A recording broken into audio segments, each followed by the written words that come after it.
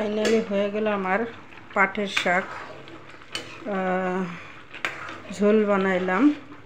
তো কেউ কেউ জানেই না যে পাটের শাকও রান্না করে খাওয়া যায়। আমি তো অনেক ভালো পাই, কিন্তু আমার আজকে কি হয়েছে, ভাবছিলাম আমি পাটের শাকটা ভাজি করব, সেইভাবেই অল্প লম্বা লম্বা করে কাটছিলাম, কিন্তু বেশি পানি বেশি হওয়ার কারণে ভিজলা ভিজলা পিছলা পিছলা হয়ে গেছে।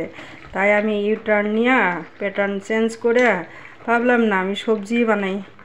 তো এরকমই লাইভে যদি কোনো সমস্যা আসে, সমস্যাটা সমাধান করা লাগে, ইউটার্ন নেওয়া লাগে, তো তখন আরও ভালো হয়। আমি এই শাক ভাজিটা আমি আবার ঝোল করে রান্না করে ফেলাইলাম। তো সুখ কখনো আসে না, নিজে নিজে সুখ তৈরি করে নিতে হয়, এটা আমাদের জীবনের রীতিনীতি।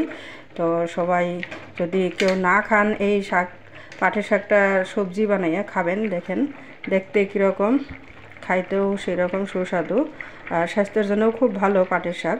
আমি ভালো পাই, ভাজি করেও ভালো পাই, এভাবে রান্না করেও ভালো পাই।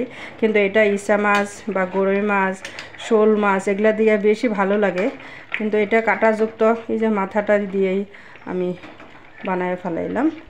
সবাই ভালো থাকবেন, সুস্থ থাকবেন, আর আমার পাটের শাকের দাওয়াত গ্রহণ করবেন। আল্লাহ হাফেজ।